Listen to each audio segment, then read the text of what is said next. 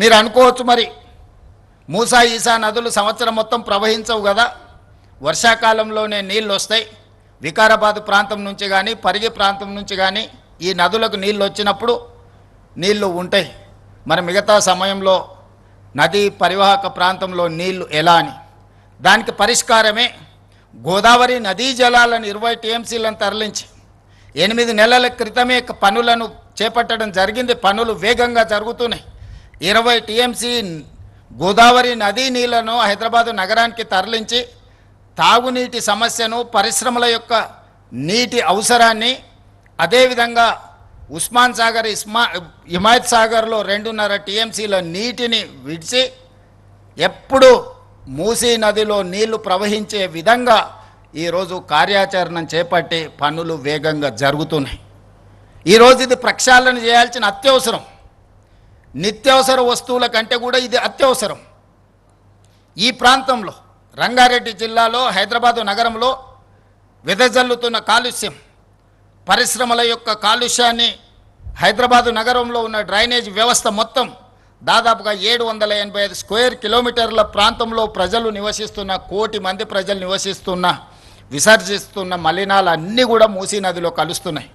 ఇవే కాదు, ప్రమాదవశాత్తు మనుషులు చనిపోయినా, ప్రమాదవశాత్తు పశు సంపద చనిపోయినా, పశువుల కలేబరాలు, మనుషుల కలేబరాలు, పరిశ్రమల యొక్క కాలుష్యము, ఈ ప్రాంతం యొక్క డ్రైనేజ్ వ్యవస్థ మొత్తం మూసీ నదిలో కలవడం, ఈ మూసీ నది ప్రవహించి రంగారెడ్డి జిల్లాను దాటి నల్గొండ జిల్లాలో ఈరోజు శాసనసభ్యులు, భువనగిరి శాసనసభ్యులు అనిల్ మిత్రుడు ఇక్కడ ఉన్నాడు, బీర్ల ఐలయ్య అక్కడ ఉన్నాడు.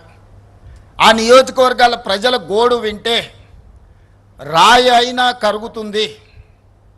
రాయి కంటే కఠిన హృదయులు ఎవడైనా ఉంటే మాత్రం వాళ్ళకు ఆ ప్రజల కష్టాలు తెలియవు.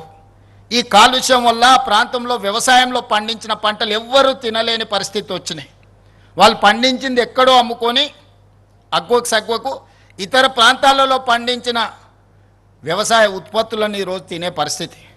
నూతనంగా పెళ్ళైన కొడుకు కోడళ్ళ నా ప్రాంతంలో ఉంటే పుట్టబోయే పిల్లలు ఈ కాలుష్యంతో కూడుకున్న నీళ్లను తాగి, ఈ కాలుష్యంతో కూడుకున్న పంటలను తినడం ద్వారా పిల్లలకి ఎక్కడ లేని జబ్బులు వస్తున్నాయని నూతనంగా పెళ్ళిళ్ళైతే ఆ గ్రామాల నుంచి పట్టణానికో ఇతర ప్రాంతాలకో యువ దంపతులను తరలి వెళ్ళే విధంగా తల్లిదండ్రులు ప్రోత్సహిస్తున్నారు.